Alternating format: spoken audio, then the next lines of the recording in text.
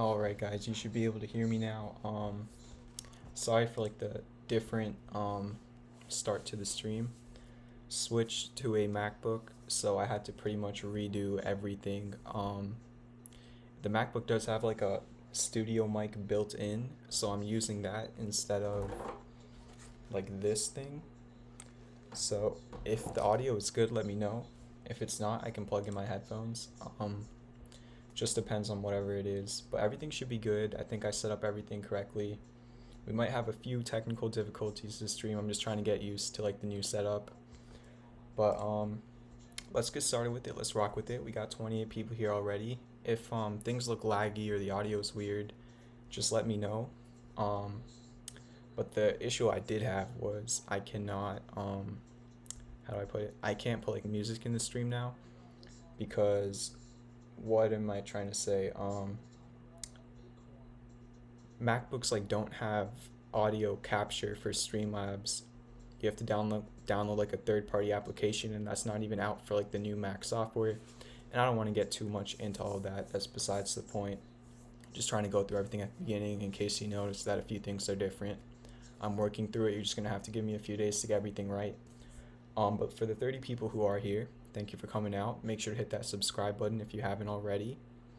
Gonna try my best to get through all the technical difficulties. I wanted to stream on time, or as close to as on time as possible. So again, there might be a few hiccups, but Gene says the audio is great, but the visual is a mess, and people are saying the screen is super blurry. Let me try and check that on my phone, see what it looks like. Mess. It looks fine on my phone. If you guys just double check that you're watching in 1080p. Click on like the little settings thing on the top. Are you guys in 1080p and it's still like laggy? Like just hit the settings to go to 1080p, because on my phone, like I'm looking at it right now and it looks fine. So I'm just gonna stick with it. If you guys continue to have problems, just let me know. But I really want to get into pretty much everything. So again, thank you to the 36 people here. Again, yeah, if you just change your quality for some reason, I don't think it's automatically putting it in 1080p. So you have to like manually put it in 1080p and then it should be good. So thank you, 36 people off the rip, 9 likes already. Make sure to hit that like button if you haven't already. If you want to send me a tip, it's the first link in the description. But we're gonna get right to it. I'm gonna stop venting about technical difficulties. Let's get started with Fisker. Here we're gonna start off with the 1 hour because I think the 1 hour does look pretty good. Let me just turn off the stream on my phone. What is up, Eric? What is up, Mr. EJ Senior? How you guys doing? But so Fisker, it is working on creating hidden bush divergence on the 1 hour. It's, you know, he did have like that one little upper red tick towards the end, but it is really, really close. And it just has like this upsloping support line on the 1 hour. So it's not too bad. You could call it a channel or an ascending triangle, but it's the 1 hour, so I'm not really gonna think about it too much. If you haven't been in the streams before, the higher the time frame, the more reliable it is. So the 1 hour is just not as reliable as the 4 hour and daily. But yeah, the 1 hour does look pretty decent. Now we're gonna move on to the 4 hour. Same thing, I've been talking about on stream for a while now. You just range bound between a major support of like the mid $15 range and then a major resistance at 1821. You do also have like a mini resistance around like 1750, and I put out a tweet today saying there could be a lot of turbulence at 1750. And right around close, it did go up to 1750 and then it dropped all the way down to like $17. So keep in mind, like 1750, 1761, that whole entire area, there's a decent amount of resistance. Looking back at the chat, the audio is way louder, better. So I assume that's a good thing because you said better, KP. I can put my audio down if it is too loud, otherwise you can just change your volume. But if you want me to put like my audio setting down, let me know. I can do that. So hopefully that's better now. Yeah, again, for the new people in here, we got 39 people in here. I'm testing out like a new setup and stuff, if it looks blurry right now, you just have to manually put it on 1080p because for whatever reason it's not doing it like automatically. So just make sure to put it on 1080p and it should be good then. 40 people in here now. Make sure to hit that subscribe button, hit that like button. Really appreciate all of the support. It means a lot to me. I'm trying to make sure that I don't miss any like stream alerts. So I might have to put on my audio. Alright, it should be good there. But that was Fisker. Again, if we look at the daily, the bullish butterfly harmonic already played out. It hit the target of 1821 and then it pulled back right at 1821. So the macro is still fine as long as you do not make a lower high. Currently it's just been making higher highs and it's still in an uptrend. You know, it's okay for now. But another thing I do want to note is if we look at like the general stock market, it did fall back under the previous all-time high. So the S&P and a bunch of different other major indexes did fall under the previous all-time high, which is not too great. Actually, like 2 hours before the stock market like pulled back or dumped or whatever you want to call it, I put out a tweet saying I'm currently offloading a lot of my positions that are deep in profit, just because I had like 3 different things up like 10 to 20%. And I don't know, the stock market was just looking a little bit too high for the fundamental variables right now, and was really struggling to break over 35.88 and hold. So I did. I sold 3 out of my 6 positions today, and I have 3 more positions. Those are more like long-term positions, but I did de-risk my accounts a lot in like the early afternoon, and it ended up working out for me. To the people who saw the tweet, I hope that helped you out a little bit. But that is that. Thank you for the 14 likes. Just wanted to go over the stock market risk, and I want to say ahead of time, every single thing I go over today, take with a grain of salt, because the general stock market is looking a little bit risky. If we look at the 4-hour, the MACD actually turned to red. As you can see, it went from positive MACD down to like this little red one right here. So take caution with that. 41 people in the stream. We just broke another record, the most amount of people I've ever had in the stream at the same time. So thank you guys very much. For the new people joining, welcome to the stream. It's just free analysis, doing this every single weeknight at around 9:45 Eastern. Just trying to help people out. If you want to support me, hit that subscribe button. If you haven't already, hit that like button. We're currently at 16. Let's get to 20 real quick. And if you want to send me a tip with a stream pop-up, it is the first link in the description. But yeah, now we're going to go into tickers that people have requested in the chat. So let's take a look at that. First things first, we're going to go with PIC. A lot of people have been talking about it. I just put out a tweet about it. But if you've been watching my stream, you know I've been talking about PIC since it was in this range, and I basically said the support was $10 because it's a SPAC and that's the redemption price for the shares. And the resistance was the 200-day moving average for like 3 weeks in a row. And what happened this week was it broke out of the 200-day moving average, and you saw a 10% run to $11. Pretty much almost, I think you went to $10.96. And I've been having $10.99 as the resistance on my chart for like, I think since Monday. But yeah, that was your high on October 9th. Thank you for the support, EJ Senior. But yeah, it is above the 200-day moving average. And after a long dump in consolidation, you saw real demand come in, which is obviously a good sign. The one thing that does kind of make it a little bit skeptical for me is you still have the gap to $10.12, which is not far away at all. So that gap could easily fill. Honestly, if it does fill that gap, I'd probably enter right there personally. I'm not in PIC right now. I'm just worried about the gap. But like, I don't know. We're going to see. There's only one gap I see on the chart in terms of like the local area, but this is a very weird chart. There's been a bunch of gaps before. Most of them have filled. I'm not going to count these because that was super low volume. But just, you know, take caution with the gap. If the gap does fill and it creates some divergence, I think we definitely saw signs of life today on this chart, and I think that is very good for the future. But that is PIC. let me go through some other stuff from before. Just make sure everything looks good in terms of the stream. Alright, should be all good now. Okay, so trying to see what was like mentioned a little bit before. Yeah, CRSI Corsair played out perfectly. Posted it yesterday. Not posted it, but went over it on stream yesterday. And I literally said, since it broke the 1618, the next resistance was the 2618 at $36, and that's exactly where it went to, and then it pulled back there. So, you know, your resistance is 36. If that breaks, the next one is 41. But again, this is not the place to be entering. This thing ran up from like $14 to like $36. You had plenty of time to enter if you really wanted to.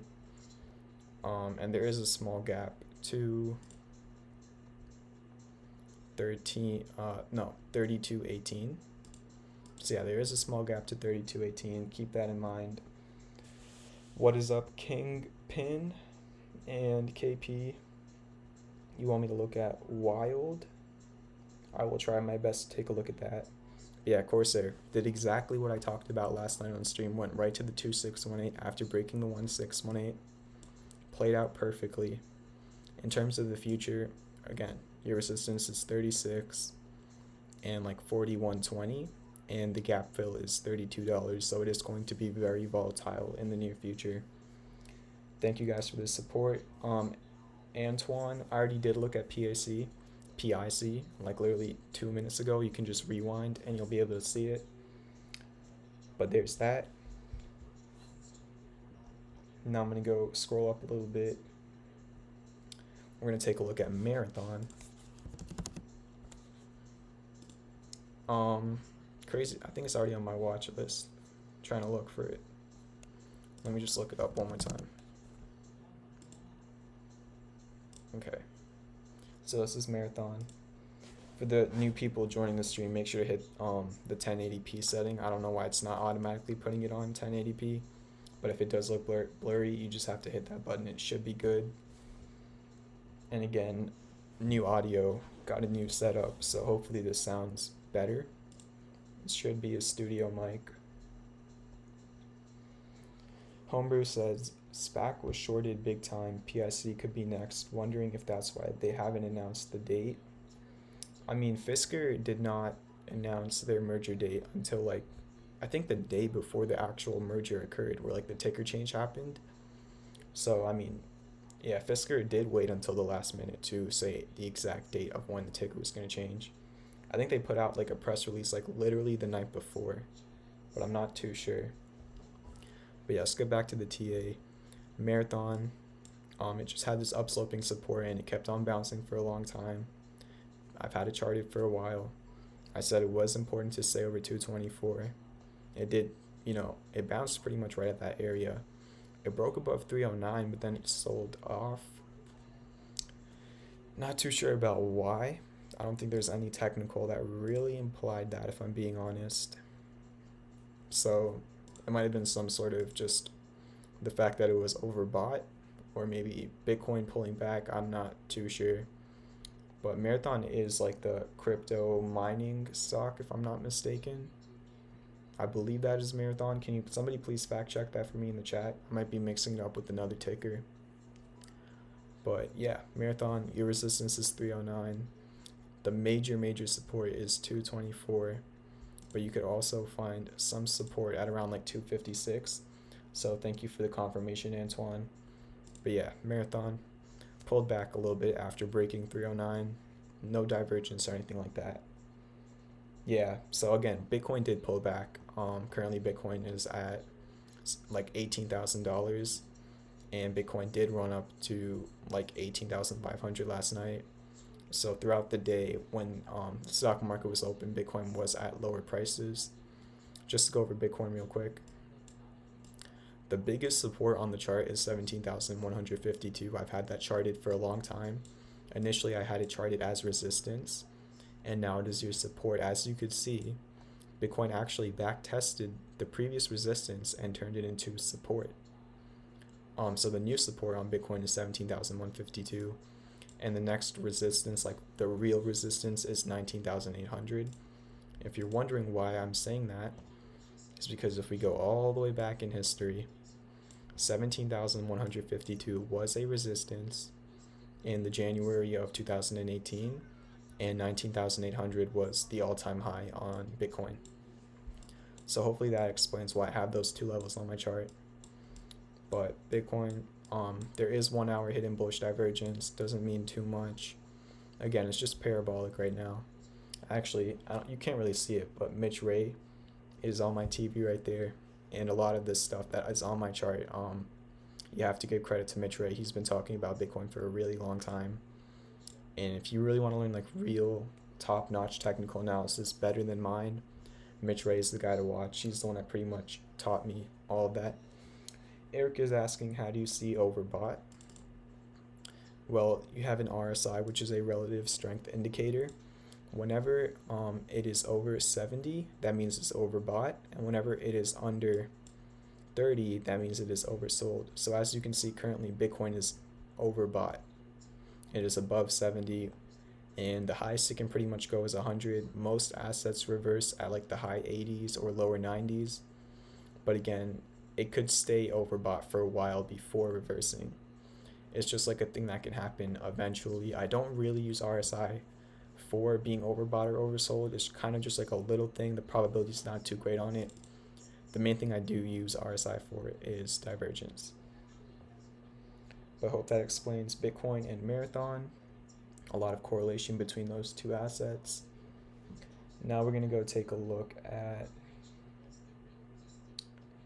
I think we should go to Overstock.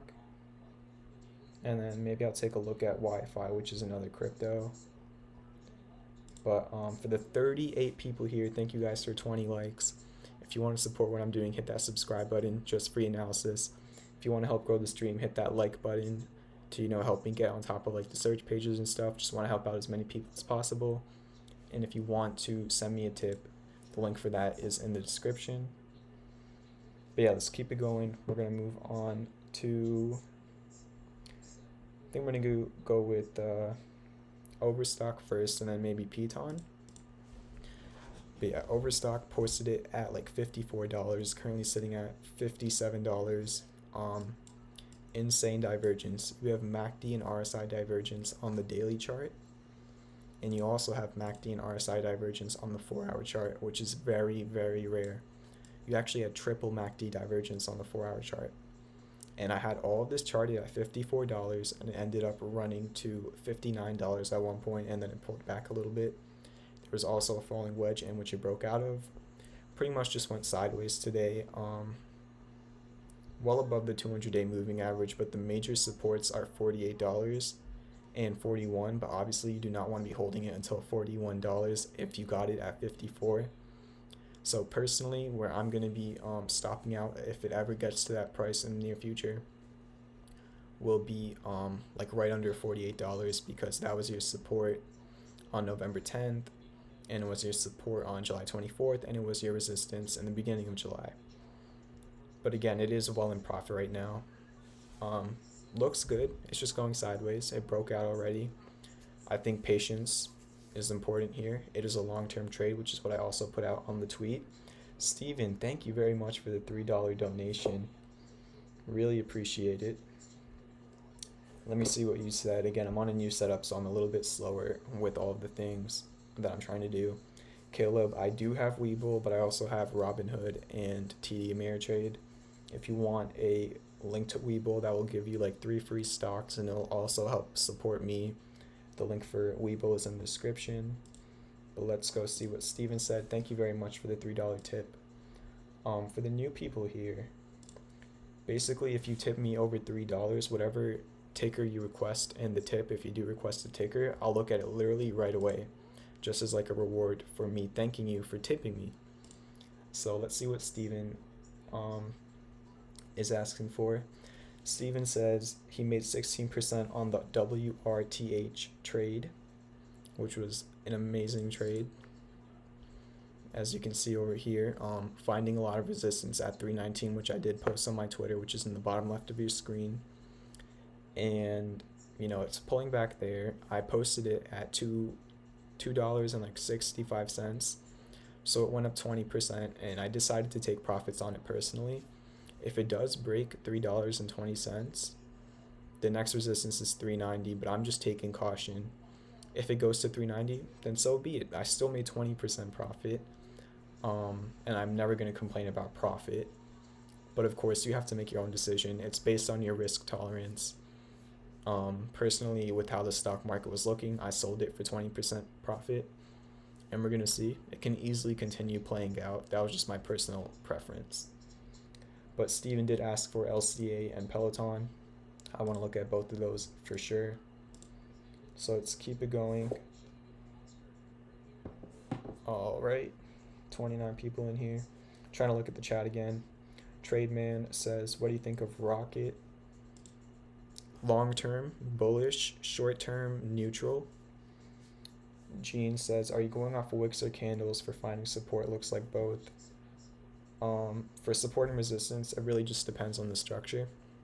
On this chart, I'm going off of wicks. I'm trying to think of something I went off candles on.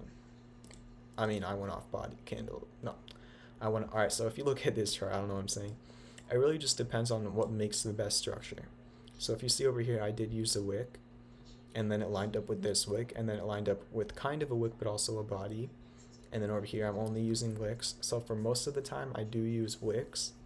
But if I'm looking at a super high time frame like the daily or the weekly, let's go to trying to think of something good. Fisker. If I am looking at like a high time frame, I'm going to use the candle body. As you can see, I have the $20.49 resistance, and that was the top of the candle body. I did not use the top of the wick because it's a high time frame. But if we zoom in and go to the 1 hour, as you can see, I'm using wicks. So personally, I prefer using wicks for lower time frames, and I use candle bodies for higher time frames. It's just really personal preference. And then sometimes it's a mix of the two. Whatever makes the best pattern is really, I think, the best way to go. But, you know, I just pretty much brought about that opinion through experience on how things were reacting to support and resistance levels. And it's just pretty much your decision. So now let's go into LCA, which was requested by Steven. Should be on my watch list. There it is. Yeah, LCA. Right next to the $15 resistance, which I talked about either last night or the night before. Literally almost touched it. It went to 15.22, so it was 5 cents away from the 15.27 resistance I've had on my chart. The reason for that was, let me go back to the 4 hour, just taking a while to scroll.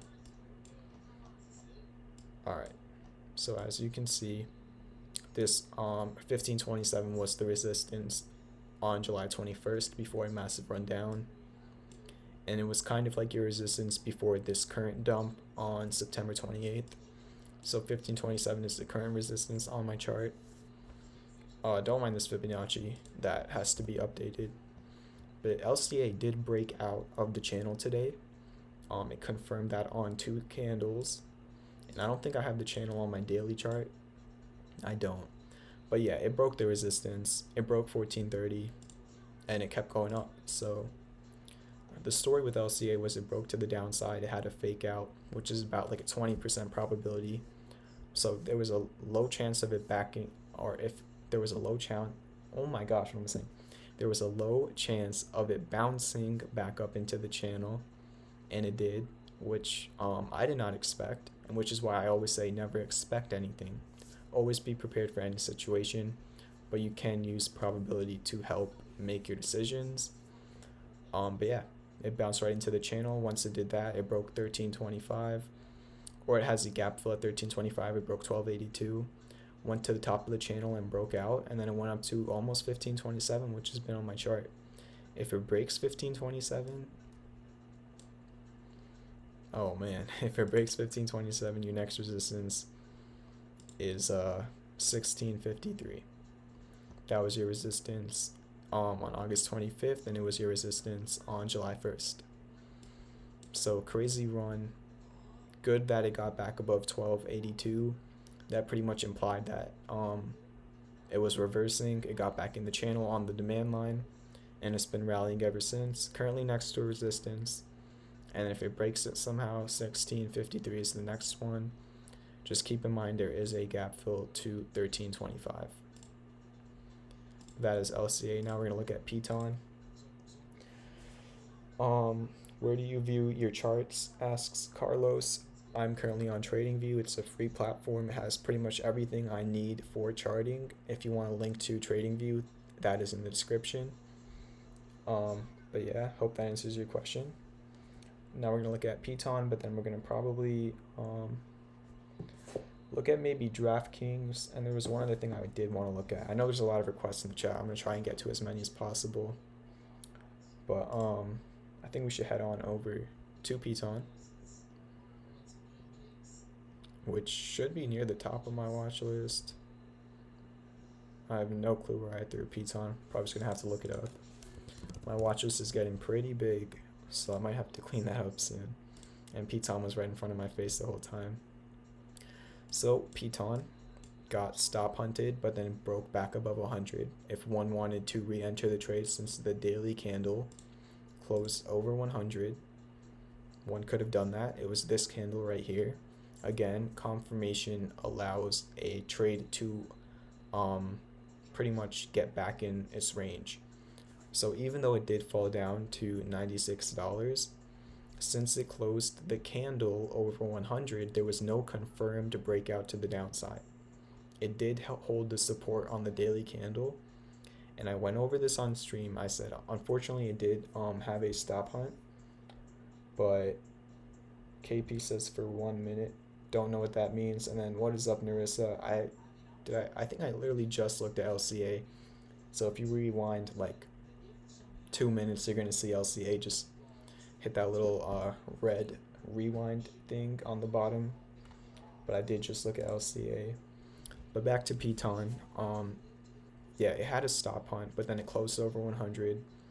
And I went over this on stream. I said when it was literally at $101, I said it still looks good. If you did not get stopped out, it still looks good. You still have hidden bullish divergence on your daily chart. And on the 4 hour, the classic bullish divergence just got confirmed, as you can see that one little green wick. So the original trade idea for piton is actually back in action, but unfortunately the stop hunt messed up a decent amount of that. And that's just how stops work. You know, 1 out of 5 times it is going to screw you over, but the other 4 out of 5 times it's going to prevent you from taking on a really big loss. And technically the stop loss here was $98. If you got stopped out at 98, it still went down to $95.68. So you could have bought it at $95 too, or you could have bought it once it got back over 100, which would have been like a 2% loss that you would have to make up since of the stop loss. But again, 2% to gain a potential of 18%, which would be the gap fill at $124. The oscillators look good. It is back over 100. Piton is currently bullish, and that's the story. The stop loss really screwed it up for even me, but for people that are still in, looks pretty good. So Doug wants to look at IDEC, which is IDEC. I traded it over this summer, made some decent profit. Let's take a look at that. But for the 30 people here, if you want me to look at something, drop it in the chat, and I'll try to get to as many as possible. But if you want to help grow the stream, you want to help support me, hit that subscribe button if you haven't already. And if you want to tip me, the first link for that is in the description, or the link for that is the first link in the description. Again, once I start talking a lot, I just start not thinking about what I'm saying, and I mess up a lot, so just got to get used to it, I guess. But there was classic bullish divergence on your daily, I think. Yeah, there was classic bullish divergence on the daily chart. I did chart it, which pretty much means you made a lower low on price with a higher low on the MACD. I don't know how to say your first name, but Family01, I did look at Overstock. You just have to rewind. It was like the second thing I looked at on the stream. So you can definitely see Overstock. And Jonathan, I will get to NLS. So yeah, it had classic bullish divergence. It kind of had like a double bottom. And now it's just currently ripping. It did go all the way up to 132 today, but then pulled back. And that was not too bullish, if I'm being honest. Not really breaking any major resistances either. And this is kind of like a shooting star candle, which is a bearish candle on the daily. So keep that in mind. On the 4 hour, no divergence. And there is three different gaps to fill on the 4 hour. 112. Literally $1 and 90 cents. I don't know why that did not. Alright, so there is literally 3 gaps. I'm gonna delete this line just because it makes it confusing. But you do have 3 gaps to the downside, and it did have a bearish candle on the daily. So, you know, not looking too great. It could bounce at around 103, which was the previous resistance. If it does get back down to 103, there could be a decent bounce there. But this trade already played out. You know, the real trade was the divergence and the double bottom on the daily. The entry for that was like 80 cents. I had it charted, and it went from 80 cents to 132. That would have been the real trade. Right now, I don't think is like the real trade, but we will have to see. Now we're going to look at NLS from Jonathan. And I will look at, trying to think about what else. I will try to look at VRR as well. So NLS, I charted the double top, and it's been dropping ever since. You had the first high over here and the second high over here. And in a pretty nasty drop down, you broke the neckline of the double top. And your next support is $16. No divergence on the daily.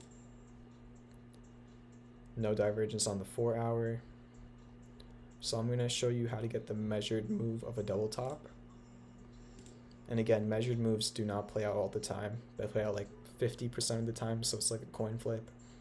But it does give you an idea of how bearish the pattern is. So you go from the highest point of your double top, and then you copy and paste the measured move, and then you put it at the breakout. And the measured move of this double top is $13.87. So it's currently bearish, and it could obviously backtest $20. A lot of things that break to the downside run back up to retest the previous support and make it resistance. That is something I see a lot of the time on charts. So it could pivot here. You also have the MACD potentially crossing over, although there is no divergence. But again, it's just completing a bearish pattern right now.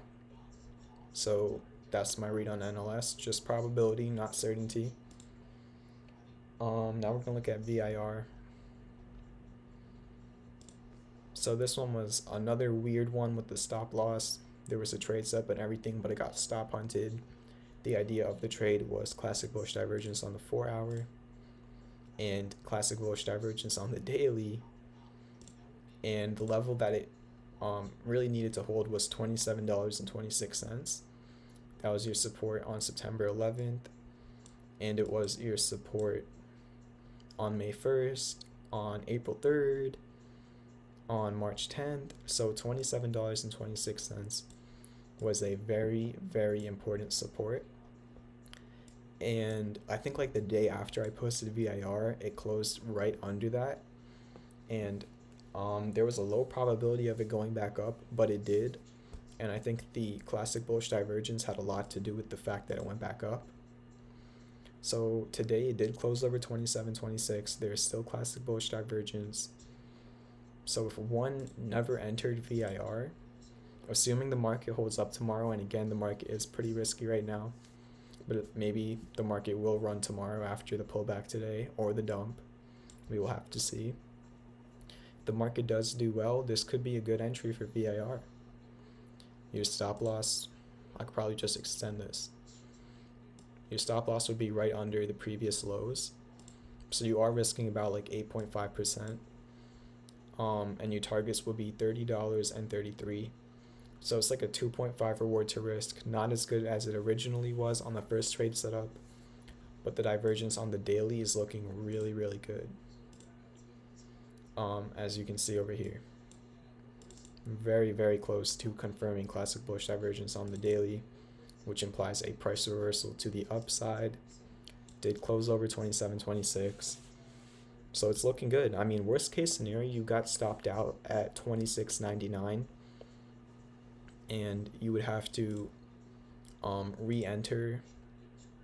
You know, I mean, obviously you could have done it right here, so you'd have to re-enter a little bit higher. But it is over, and doesn't look too bad. I think I actually just did that the wrong way. Hold up. So let me go. All right. So let's say you had a stop loss at 26.99, which I did, and you were re-entering. You would be re-entering 2% higher. So even though you did get stopped out, the re-entry is literally 2% higher than when you got stopped out. So it's not a major deal. Personally, whenever I get stopped out of trades, though, I don't usually get back in them. I just accept my loss, and I am more than fine accepting a 2% loss when I have 10 other trades that are giving me 10 to 20% profit. So I'm not emotional about it at all. It's just to help people understand. Like, if you really wanted to, same story as Piton. They broke under the support, but then they broke back above it. Those are called fake outs. They are low probability. They happened on 2 of the 20 trades I posted in the last 2 weeks. So that's what, a 10% chance of a fake out. So it does happen, and you have to be prepared for anything. But hopefully that gives you a good read on VIR. Just trying to explain the situation for educational purposes. Now we're going to move on to IPOB from Miguel. I think I have looked at this before. Yeah, I did take a look at this before. No divergence on the daily, and I don't think there was anything on the 4-hour. But it pivoted where there was no support for whatever reason. Not even divergence, no earnings. It ran back up. I don't think there's a lot of TA to do here. If anything, it kind of looks like a head and shoulders, but the head is just a lot higher than the shoulders, so it's not that clear. This is just not a good chart to do technical analysis on, if I'm being honest. There's just not a lot to work with. But, you know, maybe you could call that a head and shoulders. The head is just so much higher, so I don't even know. But I don't want to spend too much time on this. It can go up, it can go down. The MACD is crossing over, but there's no divergence. It's just there's no edge on the chart, and that's just what happens with certain charts. Not a great read over here. Thank you very much for the support, Daniel. KPI will look at wild for sure. You did ask about that before. And then print, I will look at FUBO. Shout out to print, top donor. Print, I don't know if you've seen it yet, but if you look all the way on the left side of your screen, like the top left, I have like a little top donor, and I have your name right under it. I told you I'd do it, bro. So yeah, shout out to print for being the top donor on the stream. Thank you very much for all of your kindness. And I will take a look at FUBO right after this chart. Just trying to keep up with everything on the new setup. For the 25 people here, make sure to drop a like. Make sure to hit that subscribe button if you haven't already. And if you want to send me a tip, the link for that is in the description. And I will get to KCSC, Narissa, and Ariel. I will get to Uni, which I think went up like 60% after I posted it. So Uni was a big winner. So here's wild. The macro trend is really not good at all. Just in a major downtrend, but it could be reversing here. Currently looking at the daily chart, you have hidden bullish divergence, which implies price continuation to the upside. So good look on the daily chart. And you did break a resistance at $1.71. That was your support in the beginning of June. It was your resistance in the beginning of January. And it was your resistance pretty much all throughout October. You broke over that this week with hidden bullish divergence on the daily. 4-hour chart also has hidden bullish divergence. Let me make that look a little bit more clear. Trademan, I will try to get to one of those two. Let me take this off the hours. I don't really want to put the hidden bullish divergence here because you actually could be creating 4-hour classic bearish divergence, which means you're going up in price, but your MACD is going down. So if you see right here, I'm going to put red because it's bearish. Yeah, bearish divergence on the 4-hour, but then the daily has a bullish divergence, so you have conflicting divergence, which kind of like cancels out the two. A little bit makes it a little bit tougher. The daily did look really good, and it did break resistance. The next resistance I see is like 208. So keep that in mind.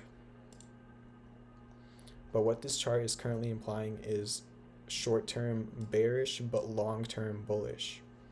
4-hour does look a little bit bearish, but the daily looks bullish. So it could get a pullback in the short term, but in the long term it does look good. But that is wild. Brian, I will get to Chewy. Just gotta give me a couple minutes. Just trying to throw something up on my TV real quick. Alright, so that's wild. Long-term bullish, short-term bearish. Let's take a look at FUBO for print.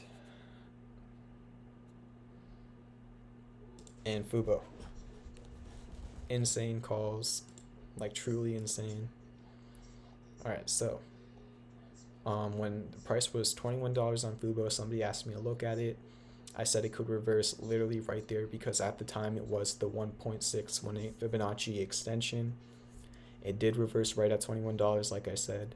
Then the next morning I put out a tweet saying look for a bounce at $15, which is the gap fill.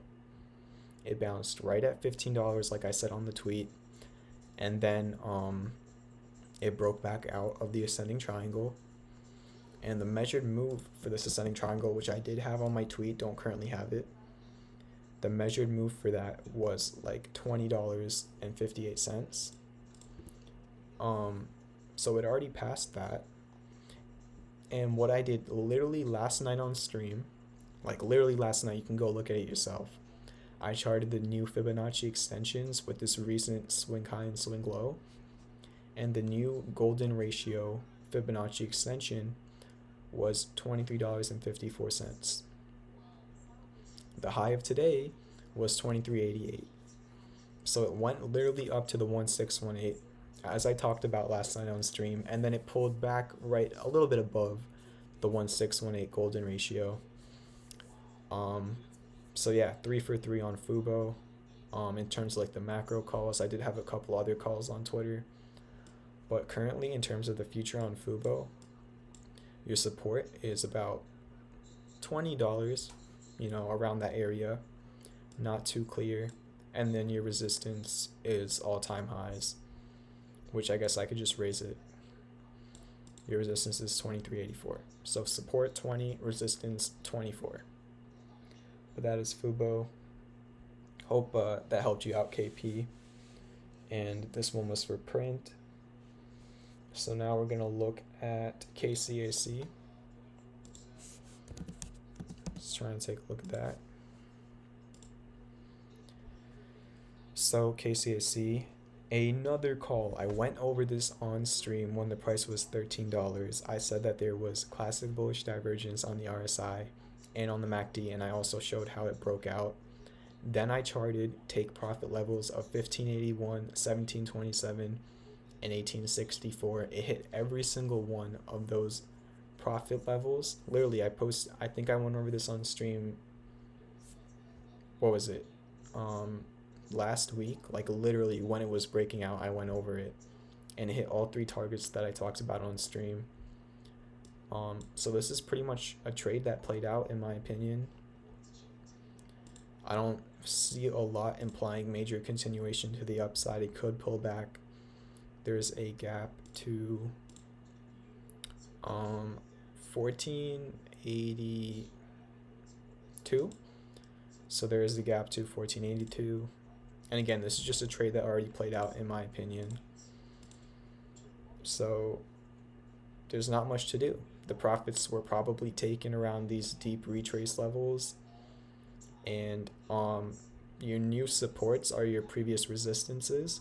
That is called a support resistance flip. So your new supports over here would be 1727 and 1581. That is KCSC. Evan, I did look at LCA earlier in the stream. You're going to have to rewind to find it.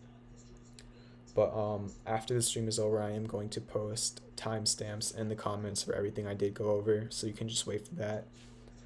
For the 26 people here, please make sure to hit that subscribe button. If you support what I'm doing, hit the like button. And if you want to send me a tip, it's the first link in the description.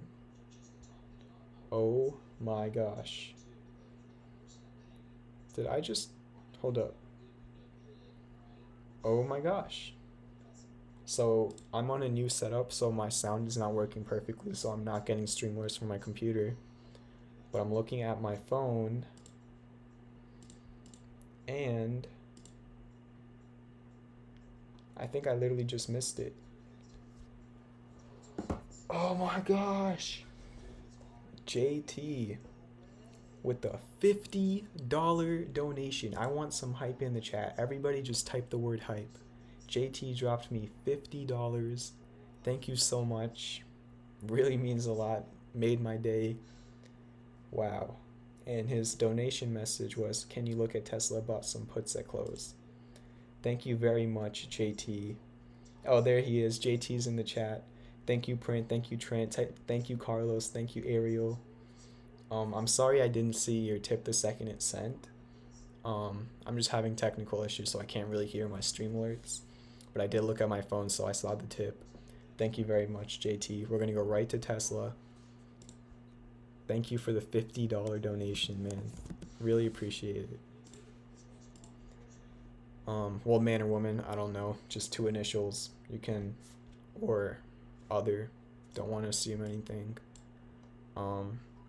Tesla broke out today. I went over Tesla yesterday on stream, and it broke out. So basically Tesla was creating an ascending triangle.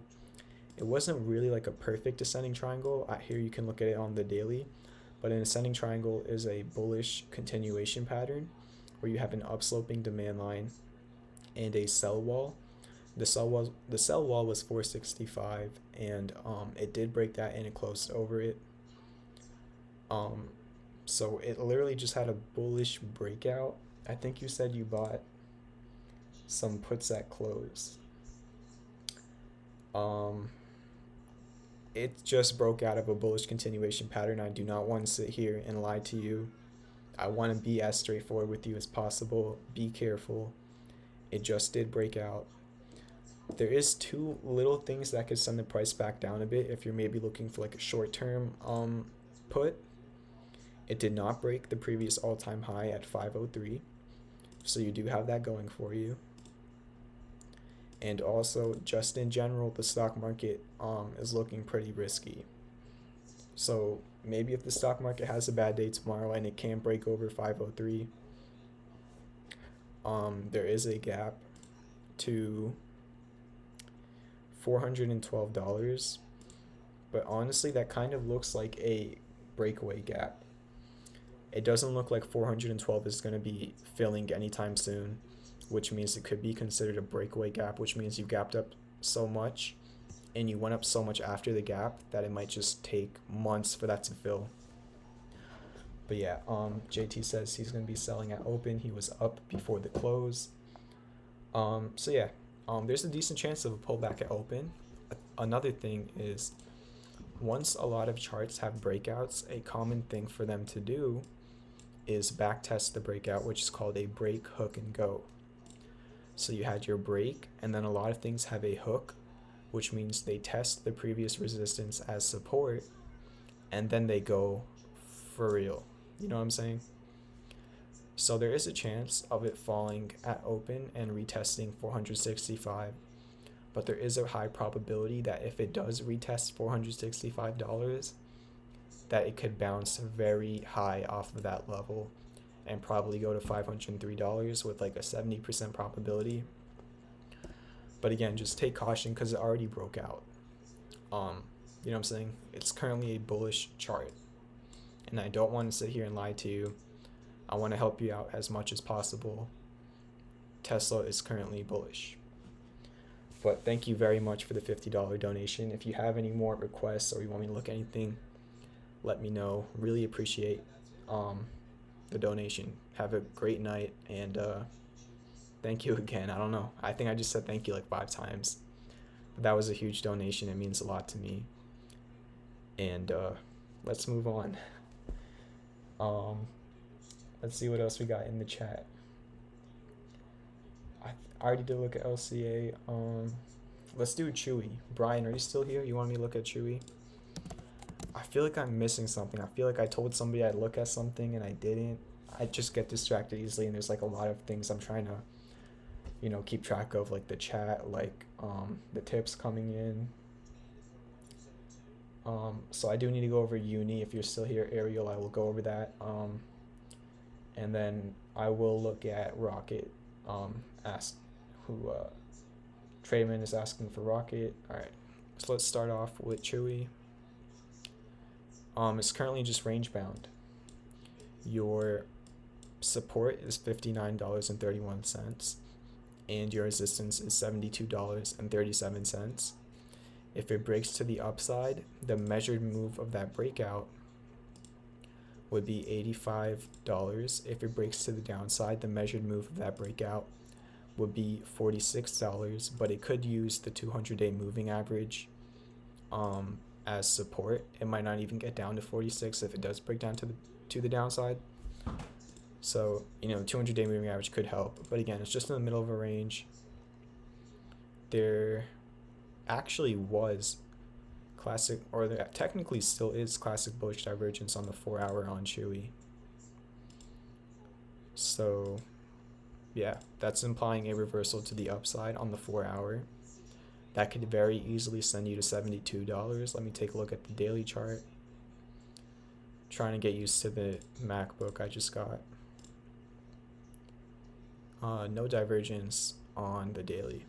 So yeah, there's a slight edge for the bulls on Chewy with the classic bullish divergence. There's also, did the gap fill? $66.94. There's a gap fill to like $70. Oh no, there's a gap fill. Never mind. The gap already filled. Forget what I just said. But yeah, it's just range bound with a slight bullish edge. Now we're going to do uni, which I am very excited to look at. So I posted uni on my Twitter at $2.30. You can just search up uni champion vibe on Twitter and you'll see it. Posted it at 2:30, and it went up to 420. 83% profit on uni. Personally, I sold really early. I think I took like 25% profit on uni or something like that. Thank you for the support, Booster. Yeah, everybody hit that like button. Thank you for 32 likes. Thank you to the donations tonight, and thank you for everybody who's supporting the stream. But yeah, uni absolutely crushed it. Posted it literally right over here once it broke out.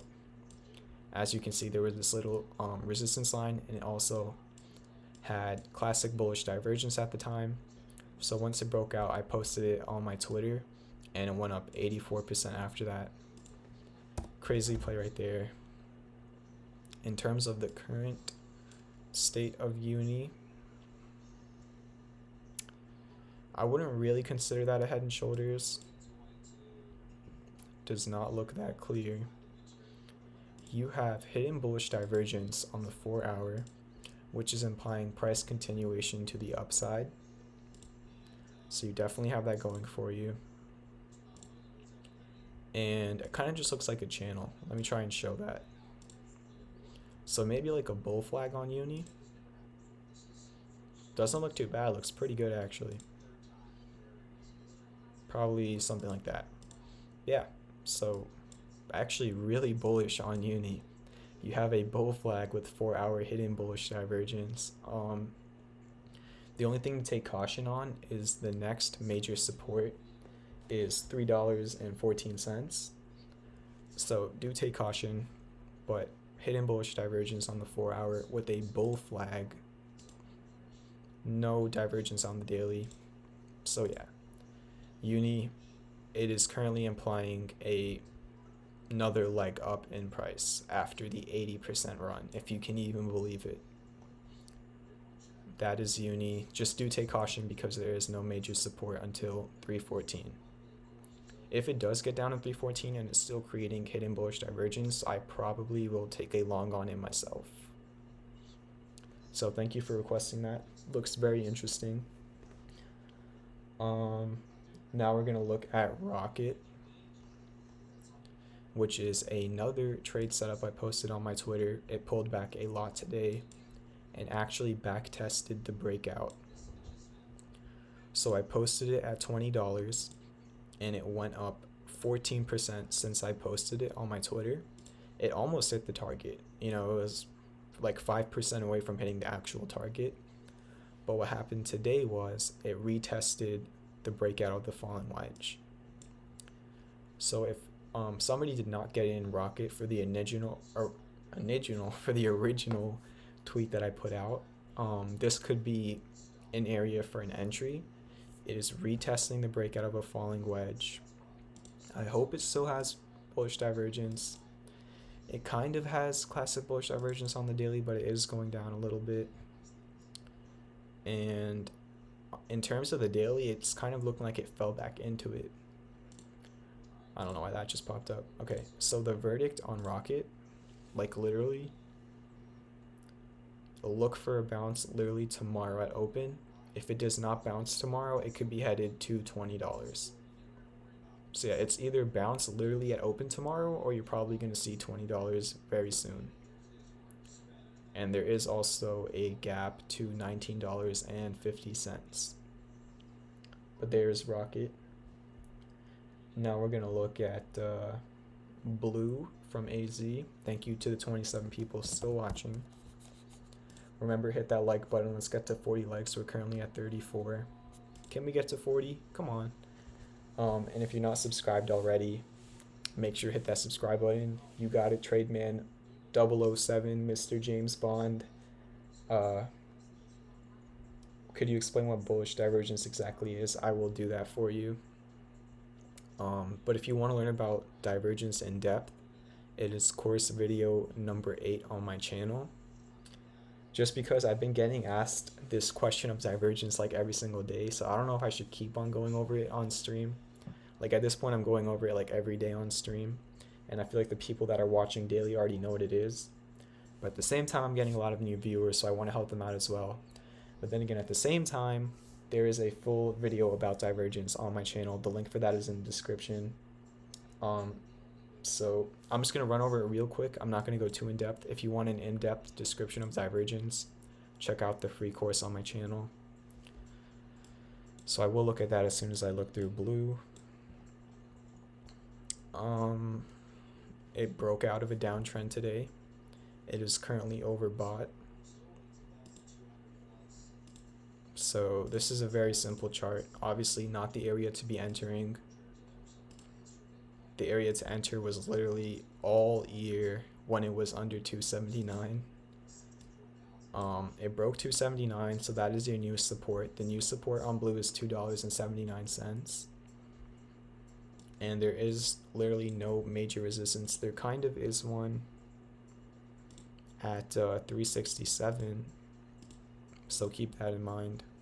That was just the highest 4-hour candle on July 6th.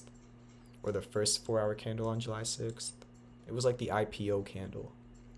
So yeah, the IPO candle is now the resistance at 367.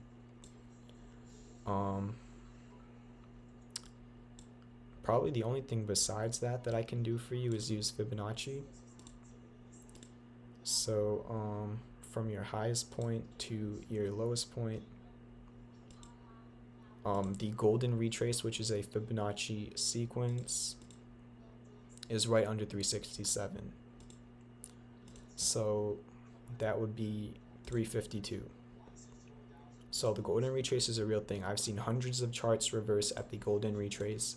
It's seen all across the universe in like human anatomy, bee colonies, galaxies, but it can also be used in trading, and it is very, very useful. So if you want to, learn about that, Fibonacci is on my channel. This course video number 4. The link to my free course is in the description of this video. AZ is saying blue fell from $12 in June. For whatever reason, the chart is not loading correctly. Oh. The chart is loading correctly. I just needed to scroll up crazy high because it dumped from $12 to $2. Alright, well, there's one more thing I can give you at that point. If the price ever breaks $4.45, if it ever breaks $4.45, there is a gap up to, literally this is in outer space, 3,000 light years away. There's a gap up to $11.16, but that is only if it breaks $4.46. And again, not every single gap fills. This could very easily be considered a breakaway gap, which means the gap was so dramatic that the probability of it filling in the short term is very low. So I would not think about that too much right now, but that is definitely crazy. Thank you for bringing that to my attention. Probably just stay with the local area for now, because that is like a 3x from here or more. So yeah, your support 279, resistances 352, 367, and 446. My back hurting a little bit. Direct towards your other vid so it gets the hit, says Rooster. Yo, Rooster is just like the plug, bro. He's like literally everything I say. Like if I say hit the like button, Rooster's in the chat. Like everybody hit that like button. If I talk about my course, he's like video number 8. So shout out to Rooster. Thank you very much, Rooster. Congratulations on the entry at 212 AZ. What is up, Trade Assassin? And Bala, if you're still in the stream, I'm going to explain divergence as quick as I can. So classic bullish divergence pretty much means, well, divergence in total means your oscillators are doing the opposite thing as the price. So as you can see here, your price is going down, but your oscillators are going up. So that is known as classic bullish divergence, which implies a reversal to the upside. Now, if you want hidden bullish divergence, which was on uni, let's take a look. All right, hidden bullish divergence pretty much implies a continuation to the upside. So you get classic bullish divergence when the price is going down, and it implies that the price can head back up. And then you get hidden bullish divergence after a run up and then a little pullback. So again, classic divergence equals reversal, and hidden divergence equals continuation. And yeah, as you can see, the price and the oscillator did the opposite thing. The MACD made a lower low on price. It actually also did that on the RSI. I mainly use the MACD for divergence, but you can also use the RSI for divergence. So as the oscillators were going down, the price went up. So once the price and the oscillators are doing an opposite reaction, it makes divergence. Now you can also get bearish divergence, which is when if you have classic bearish divergence, that means the oscillators are going down but the price is going up. And if you have hidden bearish divergence, that means the oscillators are going up but the price is going down. So an example of hidden bearish divergence, let's take a look at this chart. This is called hidden bearish divergence. As you can see, from this point over here to this point over here, you made a lower high on price, but you made a higher high on your MACD.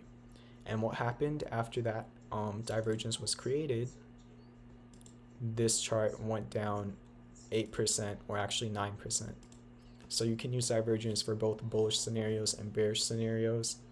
If you really want to learn about that more in depth, I have a full video on my channel. Course video number 8, the link is in the description. Hope that explains it. Can we get one more like to hit 40 likes? If just 1 out of the 26 people here has not liked the video, you want to be that 40th liker? We just need one more like to hit 40. Let's go! We hit 40 likes on the stream. Thank you very much to whoever hit the like button. And let's go. Thank you, Bala. So yeah, Bala, I hope that kind of gives you a brief summary. It just means that the price and the oscillators are doing the opposite thing. And then obviously there's different forms of divergence, both bullish and bearish. And if you want to learn about that in depth, the video is on my channel. So thank you for 40 likes for the 26 people here. If you haven't already, subscribe to the channel. Make sure you do that. Like 80% of my viewers are not subscribed. So come on, that shouldn't be one of you. Yeah, if you want to send me a tip, it's the first link in the description. Otherwise, we're going to keep running through these charts. So probably going to be a little bit of a shorter stream today. I'm just trying to get acclimated with my new setup. So probably going to do like maybe 1 or 2 more. So I'm just going to do the next 2 tickers that are typed in the chat. So don't type 2. You get 1 ticker per person. The next 2 tickers that I see in the chat, I will go over, and that is going to be it for the day. And Rooster, I'm going to have to make you a mod in my chat. I'm going to have to find out how to do that. But Rooster is always just getting my back with the channel plug, so thank you very much, Rooster.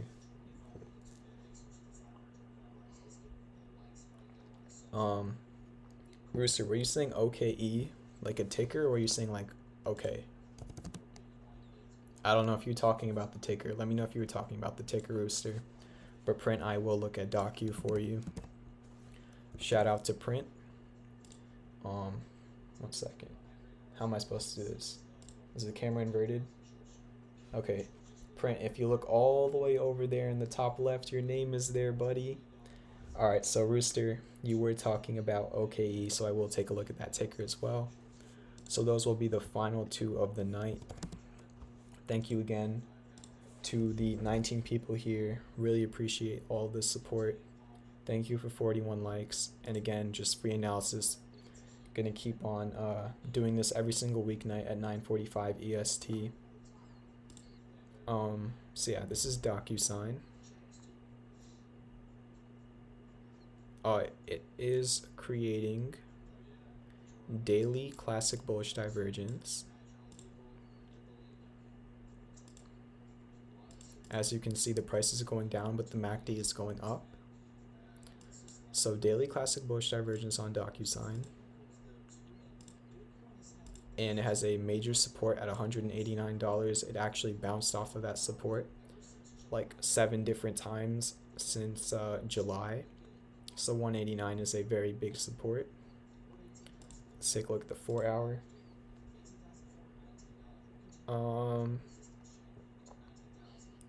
Let's see. Yeah, you also have classic bullish divergence on the 4-hour. So this is implying a reversal to the upside. And I'm not seeing anything bearish, not even overbought. Do keep in mind earnings are coming up soon according to TradingView, which has been off a lot, so do that own research yourself. But DocuSign looks pretty good. Yeah, it does. I'm just being straightforward. The next target would probably be the gap fill at $230.50. So at $230, there's a gap fill. That would probably be the next target. And in terms of your support, in case it does go the other way, because again, nothing is certain. Let me try and zoom in here. Okay, there is a gap fill to the downside as well at 198.79. So yeah, your major support is $189, but you have a gap fill at 198, and the gap fill to the upside is $230. And there is a bearish edge on the chart because we have classic bullish. I mean, there's a bullish edge on the chart. Sorry, I just mixed up my words. Been live for an hour and 13 minutes. But bullish divergence on the 4-hour and daily, so Docu is looking pretty good. But obviously, the best area for an entry was at 181 or 189, which was just a support for so long that I've had on this chart for like months now. So yeah, Docu looking good for continuation to the upside. Good chart. And now the final one is OKE. So the resistance on OKE is the 200-day moving average. It failed to break it pretty much all throughout today. So your resistance is like this squiggly blue line. Not looking too good. The daily candle was not good either. You went right up to the 200-day moving average and fell back down. And there is bearish divergence on the daily chart, which means you're going up in price, but the MACD is going down. So there's bearish divergence on the daily.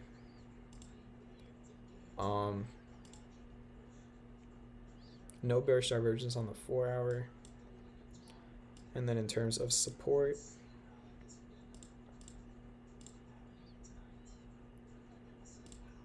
$31.32 is a support, and there is a gap fill to 27.22. So yeah, bearish divergence, couldn't break over the 200-day moving average. Not looking good in my opinion, unfortunately. Rooster says he's in cheap and have enjoyed the free shares from the dividend. If you're playing this as like a retirement option and you're just reinvesting dividends, of course, that's never a bad idea. But yeah, what's kind of being implied here is like a retest of 31.32. It might bounce at 31.32. And it kind of looks like an inverse head and shoulders that already broke out. So let me try and show that.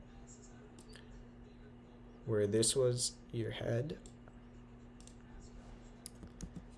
and then this was your left shoulder, and this was your right shoulder.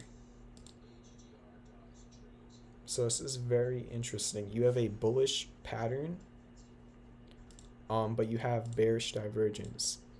Now the one good thing is bearish divergence tends to underperform when you have a bullish pattern.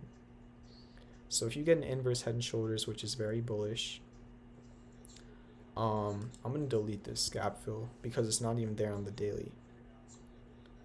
So yeah, what's pretty much being implied by this chart is a retest of 31.32. If it can hold 31.32, you're probably headed up for much higher prices. If it does break under 31.32, it'll probably see 28.50. Okay, so that's your chart. There is bearish divergence, but there is a bullish pattern. So you're probably going to retest the breakout. If you can hold the retest, you can see much higher prices. But if it doesn't hold the retest, you're probably going to go down to $28.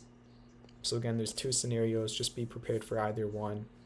And whatever happens at 31.32, if it gets to that price, will probably tell the story for this chart. You say offering after March kicked it in the pants. That's what can happen with offerings.